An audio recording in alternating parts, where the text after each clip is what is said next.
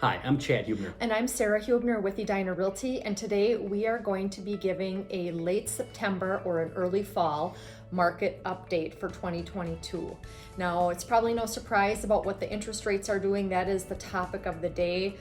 Yesterday, the rates hit 7%, and that's a rate that we haven't seen in a while. So, of course, that tends to give a lot of people some pause, at least initially. And we've been seeing the effects of that for quite some time as the rates have been creeping into the 5s and 6s and now the 7% mark. Yeah, and what we like to talk about when we're talking about rates is talk about how they're affecting buyers and sellers alike and what we can do.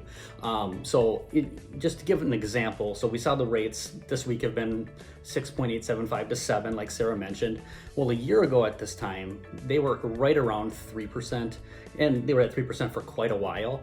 And what does that mean in dollar-wise for the market when the rates are at 3% versus when they're at almost 7%? So for example, the payment last year for a $500,000 house would be about the same as if the house was $350,000 with today's interest rate. So that's about $150,000.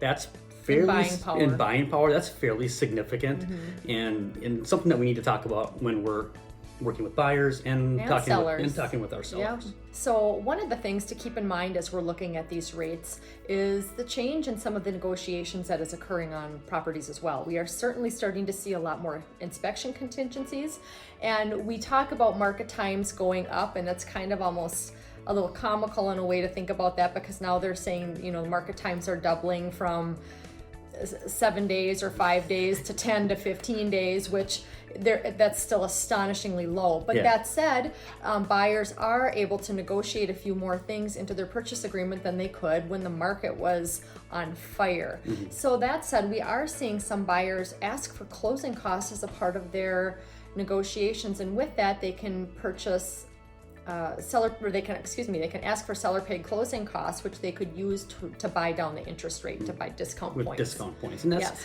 and I think we're in an environment too when you're a seller is you need to maybe have some openness to closing costs and working that into the negotiation of the sale of the house, just because buyers may have some more limited options with financing and cash. So it's something that, part of the whole package in the real estate market, we need to be aware and talking to everybody about. So there are tools available for people to try to bring the transactions together. Hopefully that this answers some of your questions and alleviates some concerns you might have about where the rates are going. Homes have been purchased for decades and decades at far higher interest rates than we're seeing today. Those of you who may remember 18%, 19% before our time and before most people's time, but they were out there, and there's people that are still willing to tell about it. So, and it's just an adjustment. It's an adjustment we need to talk about. Yeah.